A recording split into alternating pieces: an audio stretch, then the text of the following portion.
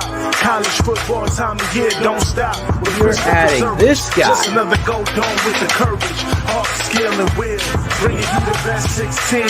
Serving up a plate for the football fiends. Breaking the best 16 college teams. Football fans, just to show what you dream.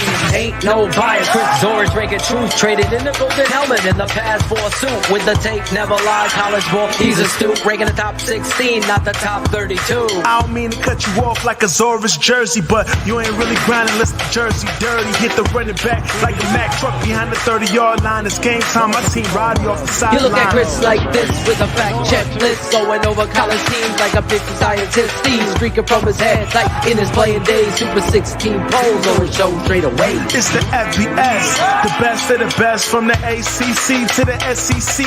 Pac-12, Big 10, Mountain West, Sun Belt, and the Big 12. Open your eyelids, who the best like the clock? Super 16 is the cream of the crop. College football time of year, don't stop. With Christopher Zorich, just another go dome with the courage, heart, skill, and will. Bringing you the best 16. Serving up a plate for the football fiends. Breaking the best 16 college teams. Football fans, just to show what your dreams.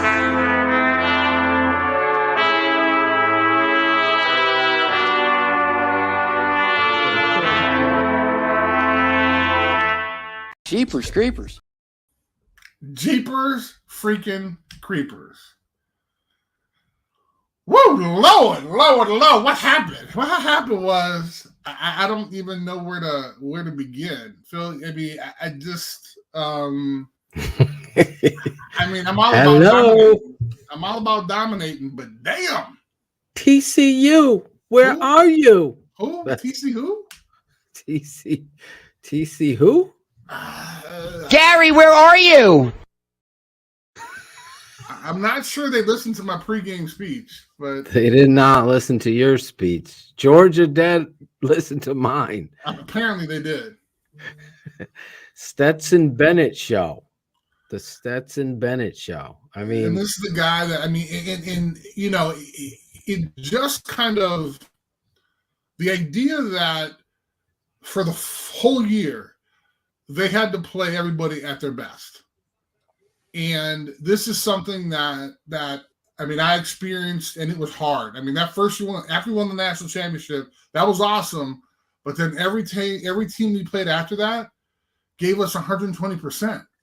And eventually, like, you're getting your ass kicked, and you're like, damn, like, this is tough. And so being able to kind of sustain that, and oh, by the way, everybody doubted Stetson Bennett when he was the MVP last year, and he won the national championship last year, and they were like, what, like you need to leave. I think somebody was calling for him to be benched or something in the beginning of this year. But I mean, the idea that you have someone who refuses to say no, I mean, can he please quarterback my team? Please? yeah, I don't know what you got to do. And I think that's the fine line is in assessing people, you know, it goes back to, well, look at how much talent he had. Look at how much time he has. You have to distribute the football. You got to make the right reads and throw the ball. And you could see the personality of this football team, you know, falls under him. I mean, it's just very clear. And I have not seen a worse championship game performance. I know you look back on your Notre Dame versus Alabama that year. It did have that feel, but it was even worse. It did, man. It was worse. You texted me that. Right. And I'm like, yeah, this is worse. Like, you talk about, I know Michigan has to be like devastated. Those 2 pick sixes and some of the, I mean, college football is devastated. I mean, hats off to Georgia. This was not a good showing. This was not a good showing. Chris wanted to change his prediction mid-game. Oh, yeah. Can I go 62 to 14? Can I go 62 to 14? I mean, you just knew the first thing, and this is what I was saying. Like get on top of them. And so, okay, here's the thing. Like Kirby stayed on top. I mean, even when he had second team guys and they were still scoring, right? But what does this mean for the next year, right? They're going to be favored number one, and they aren't going to drop anywhere in the top 5. And so if they ride throughout the year, let's say if they have a loss against Alabama or Tennessee or something like that, they're still going to be in the top 5. They're going to be in this Final Four next year, guaranteed. But it's because they were able to show that dominance against a team that people, it was interesting. I was watching some of the pregame, and I hadn't seen Robert Griffin since RG3 since the game started, but they were talking to him, and he was kind of getting agitated that TCU was being considered an underdog.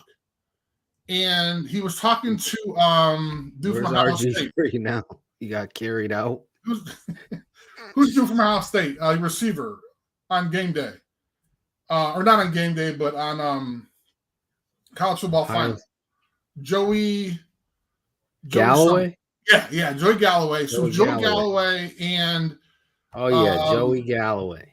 Joey Galloway, and then Pollock from Georgia. Andrew Pollock. So they were so RG3 was like, he was kind of getting animated, and they're like, well, what would you think if TCU won?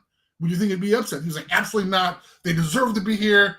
He's like, I'm tired of all this Ohio State, Power 5 and all this Georgia, Power 5, the elitist teams. And they were like, whoa, hold on now. Whoa. This is on TV. I was like, wow.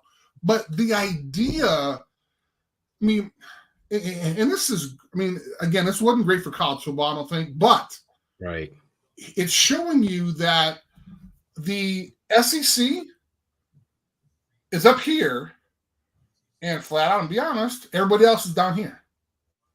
And until they get now, the only people that are capable of even showing up on the field is Ohio State. And why is that? Because they get the same type of athletes that the SEC does. Why are they so dominant in the Big Ten? They get the same type of athletes the SEC does. Listen, tonight, obviously, I'm sorry, Cherie, but it's like a showcase of how important it is that you're prepared to win when it matters most. And this is the goal to strive for. And I know that Michigan would have given a better game here. You predicted, you didn't even want them you wanted Alabama in over TCU. TCU upsets Michigan. Then they get to this point, and then, this is where the speech, the coach, the conclusion, the cream rises to the top. This is it. You leave everything you lay everything on the field and play with everything you got. And Georgia destroyed, embarrassed, pounded, never let off the gas. And it feels like we just were in the pregame predicting, and it just went like, I don't even know, just a total annihilation of TCU. They couldn't do anything. Just through everything I said, you're going to have to tackle and be there. There's no tackling, none. In fact, coach, the girl, I forget her name, the reporter, she was like, yeah, I just talked to Coach Sonny Dykes. He was telling me the team's got to be who they are. And don't be intimidated. Don't be scared. Don't be intimidated. Don't be scared, and get up in there and tackle. And yeah, it didn't happen. All the things what you said, everything we said. Right. All the things we talked about beforehand, we talked about depth. Kirk Herbstreit was like, look at their depth. The first team goes out. They got to say, dude, the second, the freshman D lineman for Georgia 99 had 2 sacks. He's a freshman. What's going to happen the next 2 years for Georgia's D line, right? And then you think about NFL factory. but it's a culture though too, because I'm not just saying, hey, that they're great athletes. So people that think they are great often take plays off. I'm not saying everybody played 100%, but when the score was 59-7, I sent you a text, and that text was, dude, did you just see Georgia's kickoff team? They ran through the end zone. Now, a lot of people might not understand that, but for when you're on a kickoff team, like even though the ball is kicked in the end zone and the guy's not returning it, automatically you have to run through the end zone. It's just automatic. You have to do that. Okay, in the beginning of the year, or excuse me, the beginning of the game, they did it. Dude, in the fourth quarter, when their team is winning by 50 fucking points, 52 points, they're still running full speed through the end zone. What is that? That's culture. Yeah, that's the Hits philosophy that I want to see. Hustling, intensity throughout the whole game. It's not hard to find it. That's how you build championships. You have to build it. Culture. Exactly what you're saying. Who does that? Georgia. Alabama does it. Which is the reason why they're successful, right? It was so funny to kind of see Nick Saban kind of on game day. And he was talking, he was kind of breaking this stuff down. And, you know, they were trying to give him the props, but he was like, look, this is all about the team and everything else. But it was so funny because he was kind of talking about what TC needs to do to win, and then what Georgia needs to do to win, right? With Stetson Bennett. Then they talked to him at halftime, and he was kind of a loss for words a little bit. He was like, basically, it was like all phases that he talked about in the beginning of the game. Georgia was doing. That's what we were like. You just crinkle that up and throw it out. It sucks that's how the college football season ends in such a. You never want to see that. You don't even. No. You know, I guess I love to see it when it's the Bears. when it's my team, I love seeing it. On the opposite side. No, you don't want to see that. See it, right? Okay. You got all the way there. You were the underdog, whether RG3 could see it or not. I mean, I was hoping for a better game. I even threw a prediction of 35-28. That wasn't even in the ballpark of what transpired today. But that was just me having hope. But the football will. We're not going to point out Ben or anybody else either, but yep. I'm joking. It's just the understanding of, like, I mean, and again, I'm all for. I was the underdog. I mean, I am all for the underdog, but at some point, you have to take the blinders off and say, okay, let's take a serious look at this. Mm-hmm. And I'm not saying that TCU is out there celebrating, partying the night before. They're not. But Georgia has been they've done the exact same thing they did last year to win. They did the exact same. I guarantee you they stayed in the same hotel or the same hotel chain. I guarantee you they wound up getting as close as they could to last year's game for this year's game. And I'm not talking about crazy stuff and people think I'm crazy. It's just it's all superstition. If Kirby Smart wore the shirt that he wore last year and they won, I guarantee he wore the same shirt. Probably did, and they're wearing another shirt, the same shirt that they wore after 65-7. They repeat. You know how hard it is to repeat as national champion? That in above itself says everything you need to know about Georgia and all you haters on Stetson Bennett. I mean, listen, I would take Stetson Bennett on my team. Oh my God. I would see it. He would be the perfect backup to Justin Fields in that kind of athleticism. And you make a competition. Just telling you, those types of guys that have that kind of competitive drive, it's never stopped. And they talked about it in the broadcast when the camera was on his mom and his siblings, how he was 5 or 6-year-old kid talking about playing in the championship Running through the since house. then. Running through the house. Some guys are built in a mentality that nothing is going to stop me from reaching that goal. They don't just talk about it. You know, everybody has dreams and aspirations, but guys that are doing the work. I always go back, what made Walter Payton so great is that even when he was great, he worked harder. That's something you can't get. A lot of these guys, great players, they go in neutral. And look at Tom Brady. Tom Brady's a perfect example of the Stetson Bennett syndrome. Those types of guys you have to find, and I think he deserves a hell of a lot of credit. I don't care how much talent you have around you. And his size. I don't care, Sarah. All I care, I don't think he's 5'9". Sir, I guarantee you, and this is not just for Sarah, but I guarantee you he will be on an NFL roster next year. Guaranteed.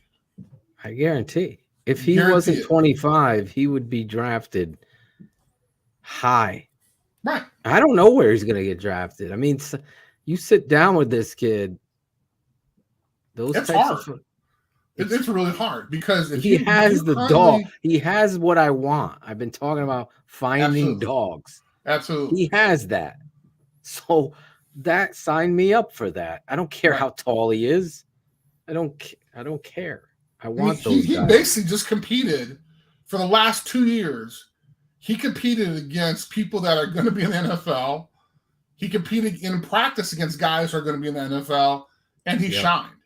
So you can't tell me that he's not going to be successful. Now, I don't know if he's going to be a 10-year starter, but let me start by saying he's going to be on an NFL team next year. After the 53-man roster is settled, he will be on somebody's team next year, guaranteed.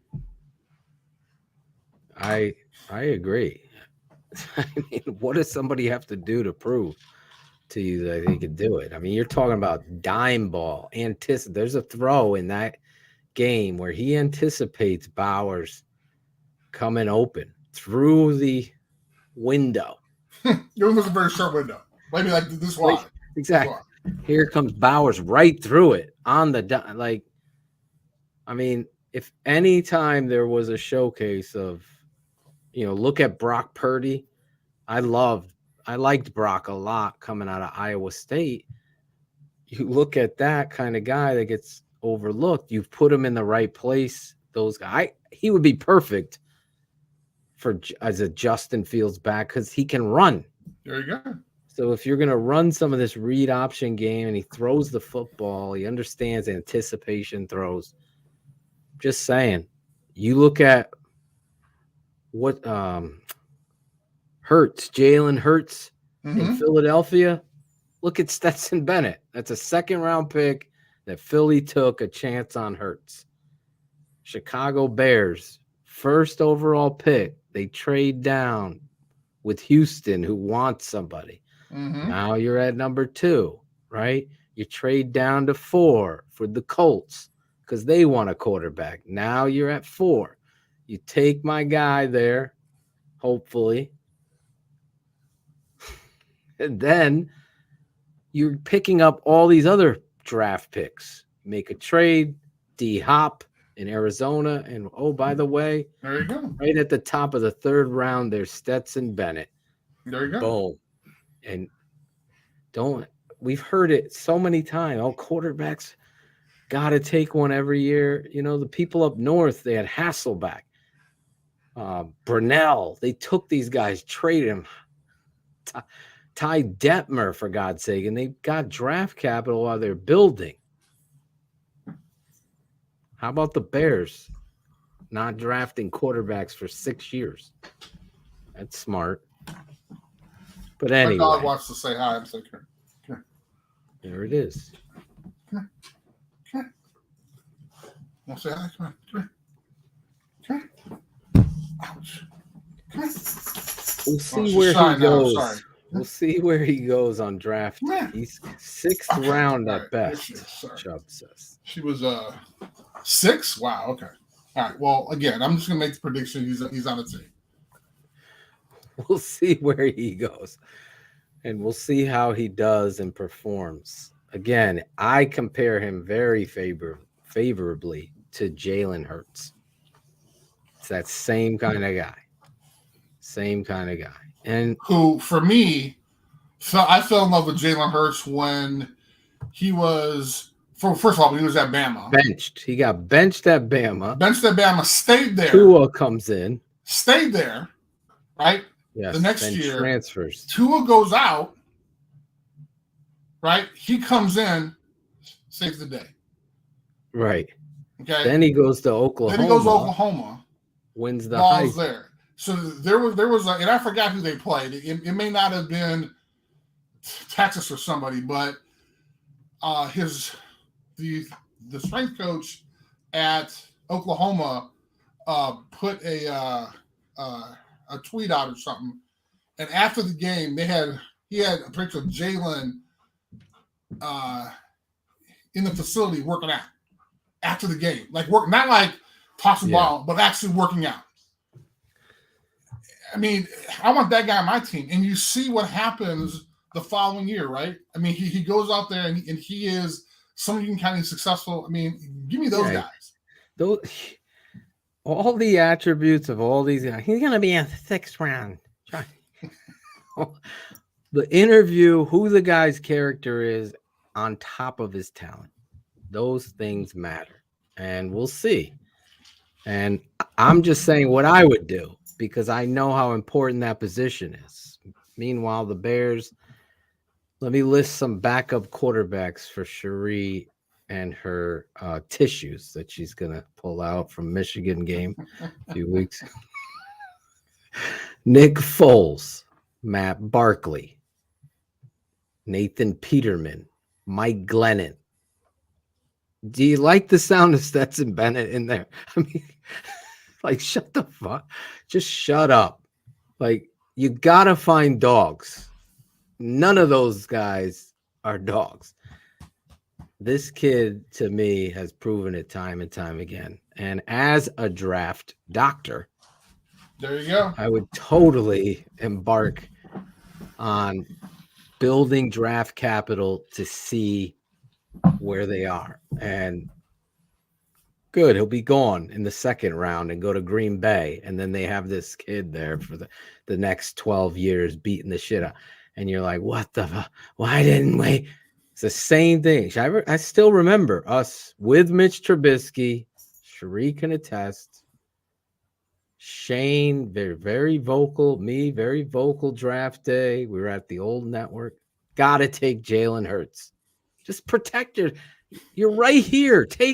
Didn't take him. He's not. I wouldn't pick Jalen Hurts until the 7th round because he's short. He's short.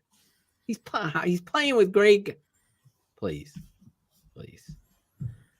Look at the character. You've said it all along, Chris. You love this kid, and tonight he dunked on every person with an armchair playing quarterback. This kid, I believe in it as the tight end, though. Holy cow! Wow, he's coming back. By the way, he's a sophomore. He's a sophomore.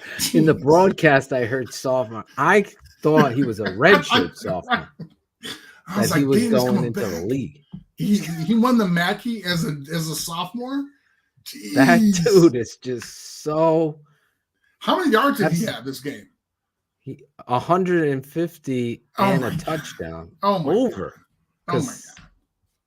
Oh my God. The other thing is, there ever was a player that doesn't look in their picture like the player on the field, it's him. Was that on social media today? Yeah, he was on social media today. Somebody was like, "Do you believe this guy?" Right, this guy was the best tight end in the country. And you're like, which one? He looks like a substitute teacher straight out of college. His first day on the job. There it is. First day on the job. Oh my God.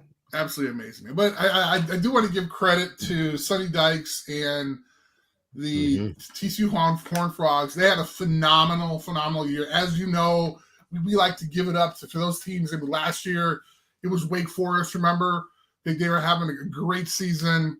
Literally, these guys took it to the house. We also talked about Cincinnati last year. However, and I don't want to be a jerk about this, but I think there needs to be a limitation because we want to see good teams in the playoffs. And if you throw these guys in the mix, you're going to have games like this, which aren't exciting. Now, they wound up having a great game against Michigan, which everybody thought wasn't going to happen, but a lot of Horned Frogs thought they were. This might be a good segue into maybe kind of final points or final ideas about the 12 team playoffs. Go ahead. Boys and they're like, I can't wait until the 12-team playoff. And I said, well, yeah, it's going to be great, but if we do it that way, then half the teams are going to be SEC teams, and then people are going to be pissed, right? Whatever happens, you gotta put the best teams in there. This isn't give an award to Johnny. Let's list all the positives in a 10-game losing streak. Let's give everyone a lollipop and a trophy. You gotta get the best teams in there. You know, for everything we doubted in TCU, they did beat Michigan and got themselves in there. And this is what happens. They weren't prepared. Maybe the moment was too big. Like I said in our pregame show, it's 90% mental. Absolutely. Got to get out there. They weren't up to it. As far as Jalen Carter, the defensive tackle from Georgia, who's been listed in the top 5, a possibility for the Chicago Bears, who have made an emphasis on the 3 technique. Still, I see something like I talk about dogs. There's no doubt God gave this kid a ton of talent. Is he going to play to the whistle? Is he going to dominate? Is he going to be that Aaron Donald drooling on every rep? That's the concern, the motor. The motor. There's no questioning the talent. Apparently, that was pointed out against Ohio State, and since then, he's been jogging some more and running some more sprints and stuff like that. So apparently, he can. Yeah, he can reach that level when he wants to, but you know. That is a huge red flag for me. I'm serious. I agree. You're going to get a guy that's that talented, that strength and that ability with question marks of whether or not he's going to play hard for you. And you're going to give him a lot of money on top of it, which usually money is, okay, I made it. Now I don't. That's the line. That's what makes this billion-dollar business fail all the time. Is trying to find out who understands, and it should be so simple, but it isn't. Right. It just isn't. It's like you get paid, and some players decide to talk and not walk or run or sprint. Right. So he's a red flag. Obviously, I think we've said a lot about Will Anderson. I do like the 3 tech from Beatty, from Clemson. That kid's a football player. I was upset the kid from FSU went back to school because I really liked him as a pass rusher. And the Bears have a huge need at pass rusher. I mean, that would be my top need in the draft. Because I think free agency, you're going to focus on offensive line big time. Right. I forgot. Phil, thank you very much for reminding me. I forgot we transitioned from the national championship game to the Bears draft. My bad. Jalen Carter threw me down. Thanks. I appreciate that. Thank you. National championship game. Knockout. Knockout.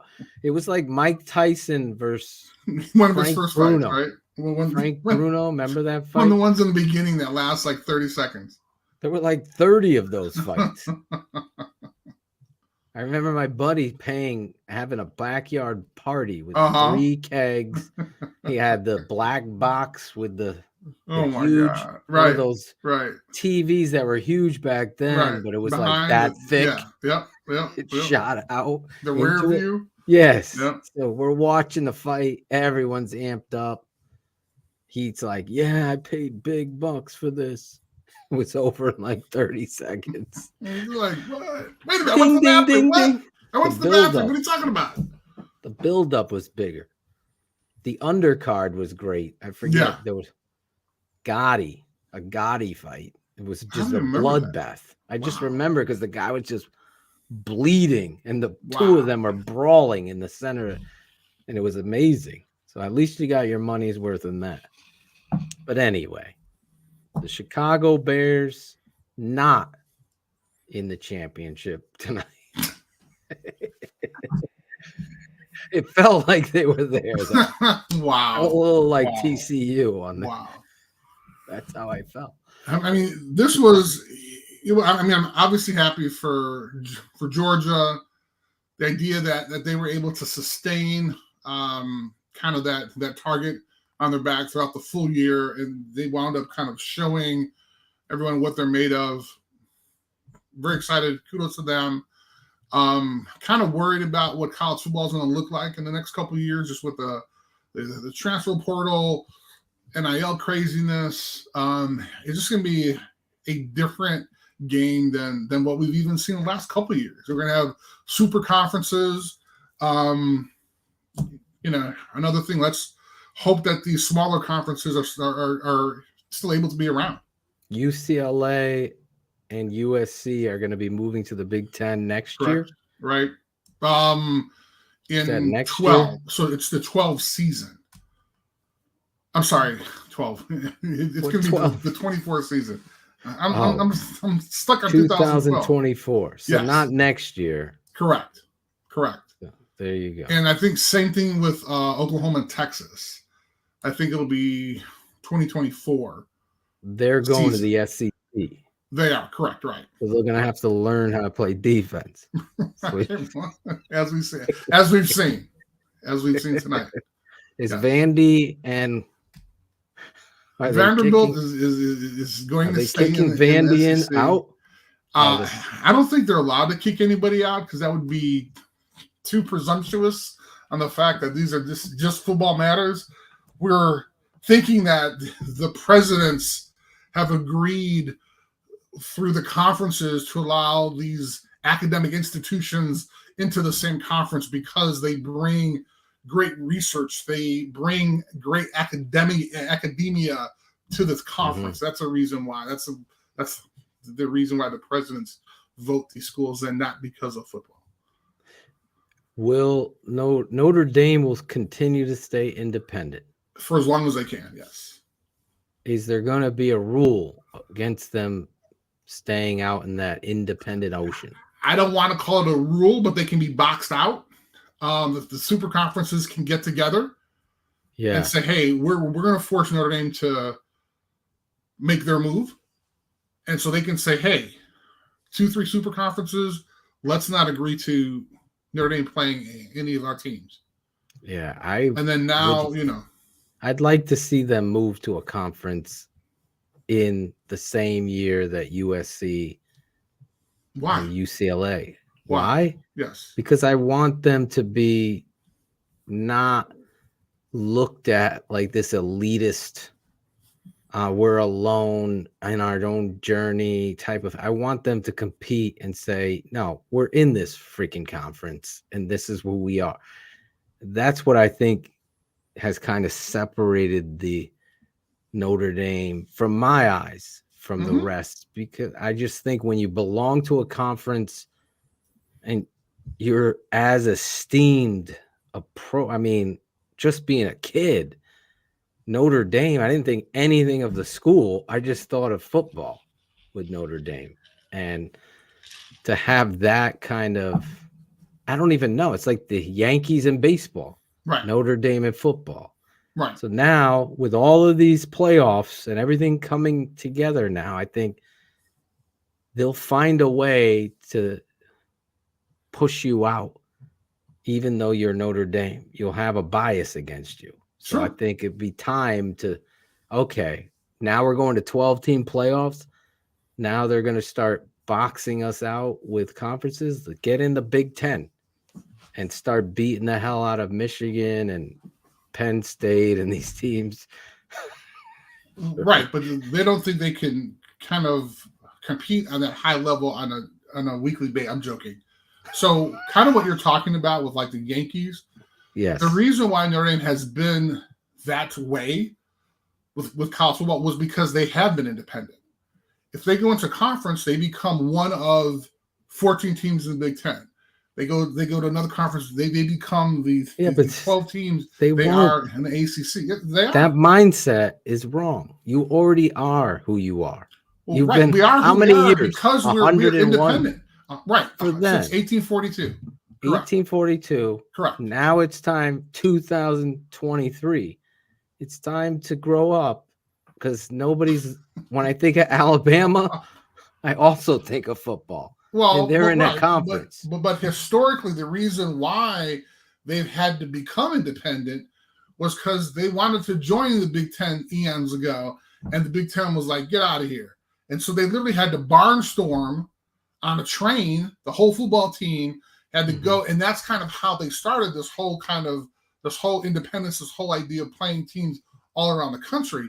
They took a train, they jumped on a train and went to USC. They jumped on a train and played at Texas. They jumped on a train and went around the country, and that's how they became this independent, prominent team, because they were able to kind of do that. And so they're going to keep that independence as long as they possibly can. Like, I guarantee you, it'll be like the last possible moment for them to join a conference. Citizen will stop watching college football if they join a conference. See, there you go. I don't know about that.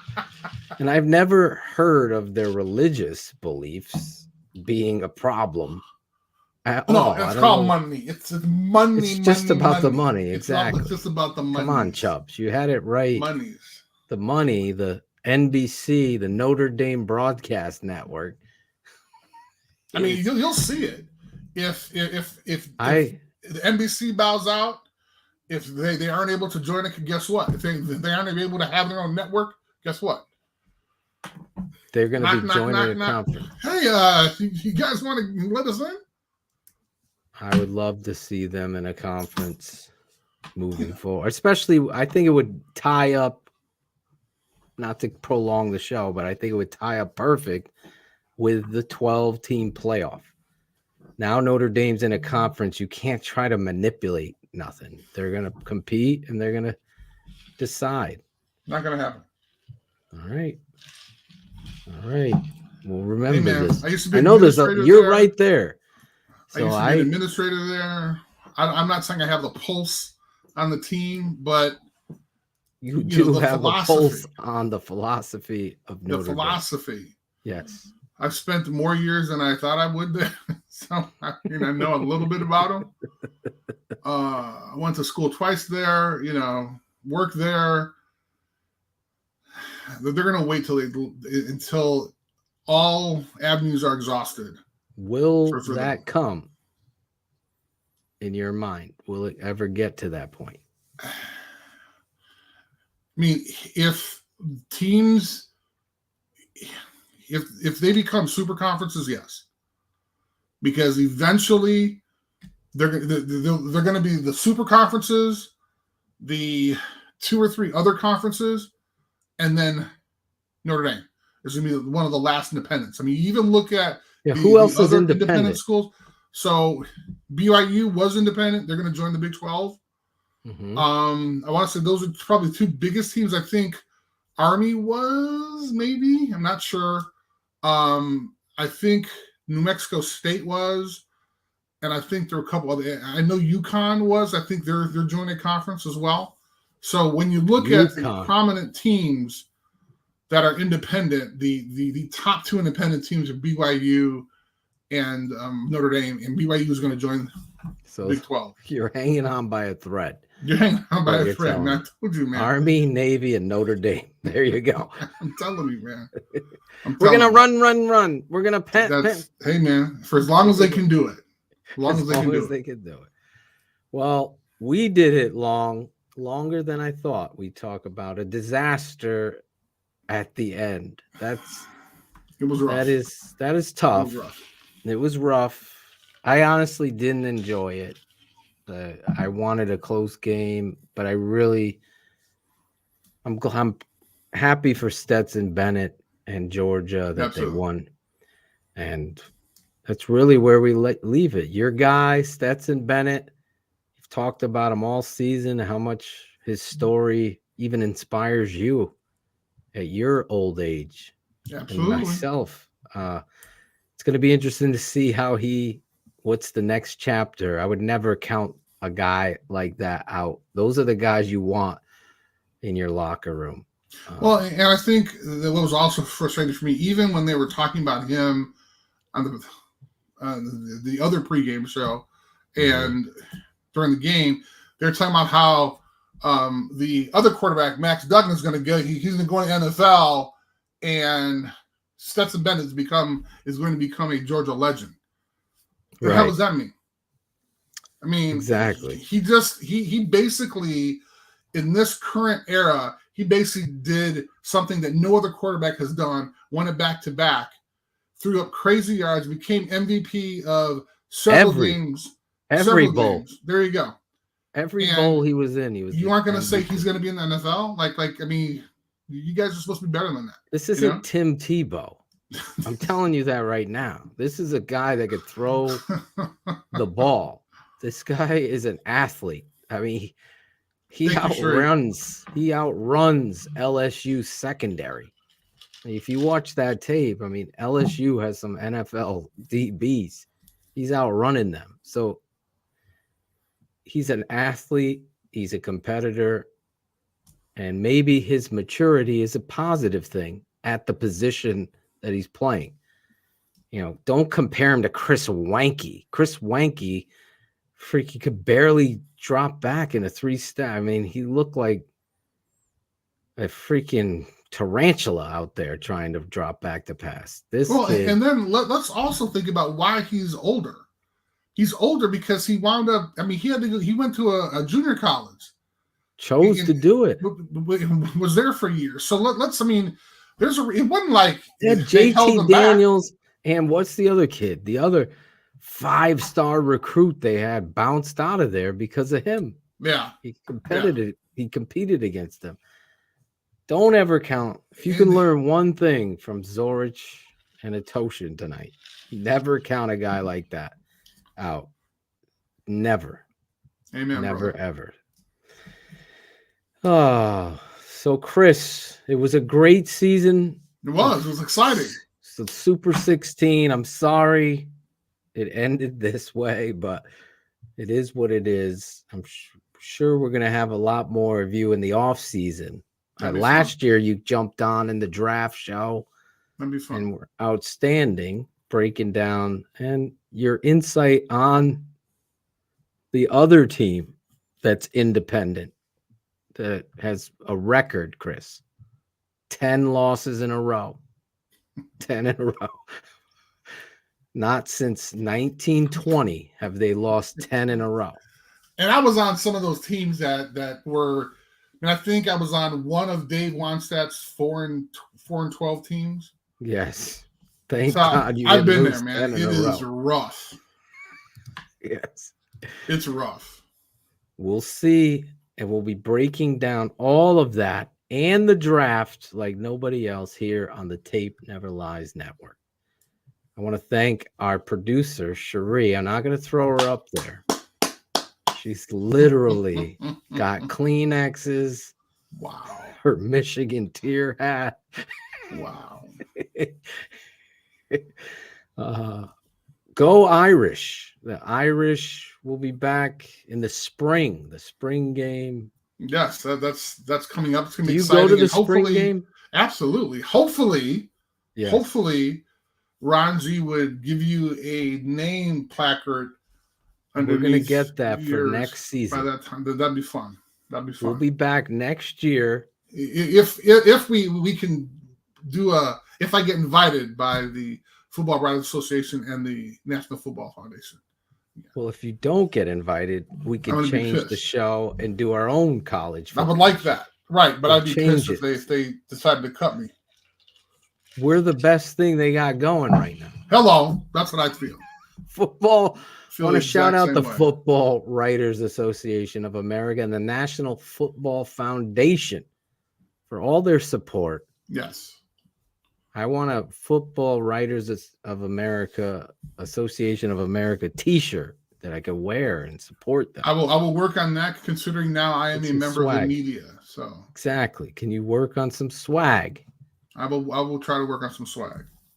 I remember my father, the National Football Foundation Coach of the Year, 1985. Nice. Same year as the Bears won. Who? Okay. All right. You're looking at the fridge, and I'm the rookie. I may be large, but I'm no dumb cookie. Oh, no dumb cookie. Okay, no dumb cookie. I thought it was. Maybe it was. Anyway, we've said it all, Chris. Yes, Thank you so much. Thank you for joining us and doing this. Thank you all for tuning in tonight to the Super 16 Bowl show. Yes, that was awesome. I want to do a special shout out to the guys that put together the awesome intro. I still think that's a kick-ass intro.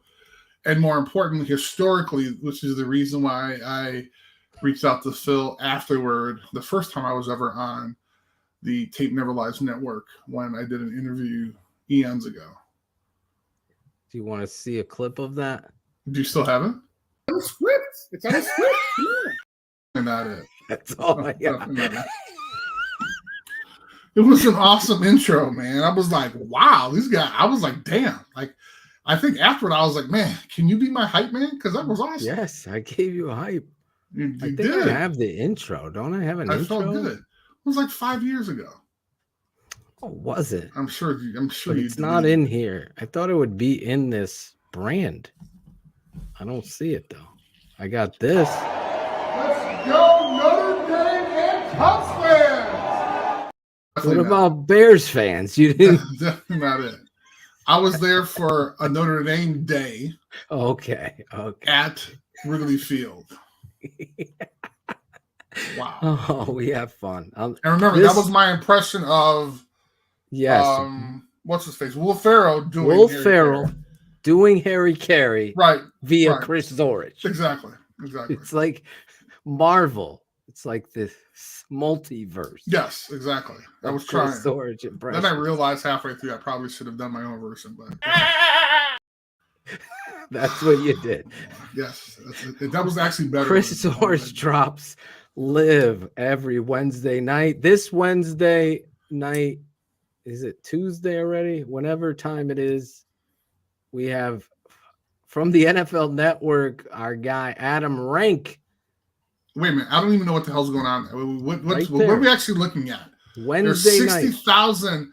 There's like 15 things on here. A clutter guy. There is like I see a Facebook. I see a look at year one. I see the best Bears show logo on the planet. The Sick podcast. I see. Yes, I see like a Bears hat. I mean, there's like 60 million thousand things going on in there. All you got to know is listen. Wow. Big name right in the middle. What does it say? There's a lot. I don't even know where the middle is. Adam I can't even. What's the middle? Is the NFL Network the middle? Is the Bears logo? Is there even a Bears logo on there? Yeah, there's a little bear. There's a little bear. There it is. Right under I couldn't see it in between the Twitch, in between the Twitch and the parental advisory is advised. I mean, there's a lot of stuff going on there. Hit the button, Chris. Just hit the button. Do what you do best. Listen, for Cherie and the legend, the 3-time All-American and former Notre Dame and Chicago Bear defensive lineman. And you forgot one more. All Madden. There we go. All Madden. Yes. Chris Zorich. I'm your guy, Draft Dr. Phil. Until next season on the Super 16 Poll Show here on Poll Show. There he is. Good job tonight. Thanks for watching the Super 16 Poll Show with Chris Zorich. Like, subscribe, and comment. This has been a special presentation of the Tape Never Lies Network. Performance over politics.